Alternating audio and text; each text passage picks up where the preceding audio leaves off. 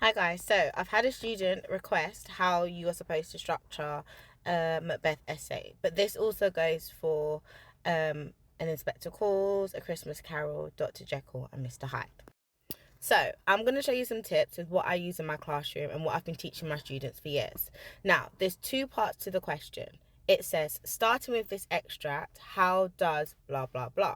And then it says, the next bullet point would be in the play or the novella as a whole. Now, what you need to remember is that it's a 30-mark question. So the first bullet point is 15 marks and the second bullet point is 15 marks. So if you only talk about the extract, you are capping yourself. You need to actually talk about both parts of the extract and also the text as a whole. So let's use this question as an example.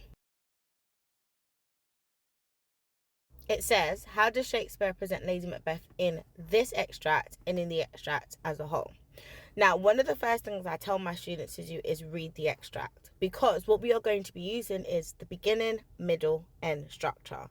And essentially what that is thinking about that character or that theme's progression throughout the entire text. So for example, you're thinking about how is Lady Macbeth presented at the beginning of the play, the middle of the play, and at the end of the play. If it's a theme, and the theme is probably the theme of guilt, you want to think about how does that theme of guilt progress as the text goes on. What that shows the examiner is that you are not thinking about things on a small scale, you're thinking about it on a conceptual level.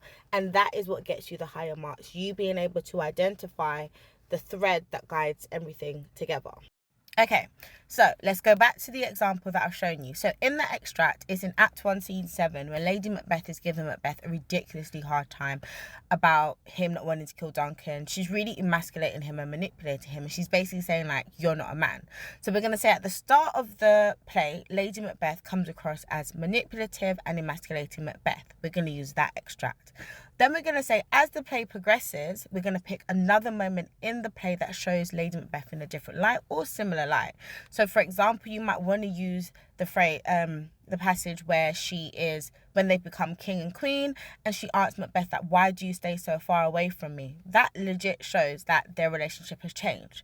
And then you're going to say, by the end of the play, that would be your third paragraph. You might talk about the fact that by the end of the play, Lady Macbeth is guilt-ridden, she's hallucinating, she's lost her marbles. And then you can talk about the scene where she is constantly washing her hands and she's sleepwalking.